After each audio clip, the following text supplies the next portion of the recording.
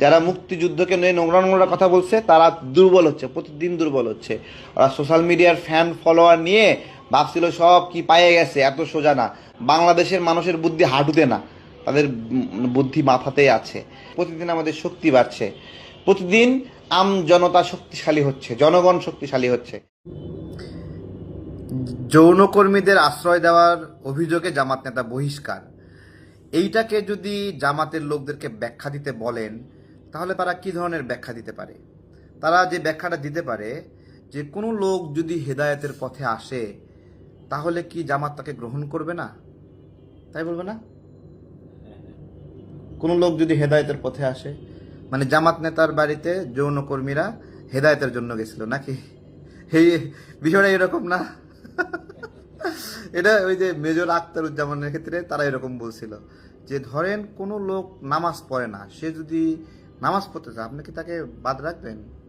ঠিক আছে, ওদের যুক্তিগুলো এত সুন্দর, বুঝছেন? মানে মানে শুনলে মনে হবে জান্নাতি লোক সাক্ষাৎ বক্তব্য দিচ্ছে। তো এইটাই আর কি। ঠিক আছে, পটুয়াখালীর এটা একটা ঘটনা। পটুয়াখালীতে যৌনকর্মীকে আশ্রয় দেওয়ার অভিযোগে জামাত নেতা বহিষ্কার। তো এটা বিষয়টা হলো মা মেয়ে সহ পরিচয় দিয়ে 4 যৌনকর্মী এই জামাত নেতার বাড়িতে থেকে এই কার্যক্রমগুলো করতেছিল। এটা জানাজানি হওয়ার পরে পটুয়াখালীতে কুয়াকাটায় তো ওই জামাত নেতাকে বহিষ্কার করা হয়েছে। তো যাই হোক, ভালো থাকবেন। এদের গালিগালাজ শুরু করে দিচ্ছে শয়তানগুলা। লীগকে আওয়ামী লীগের মতো থাকতে দেন, আওয়ামী লীগকে আওয়ামী লীগের পরিচয় থাকতে যান, ওইটাই নিরাপদ।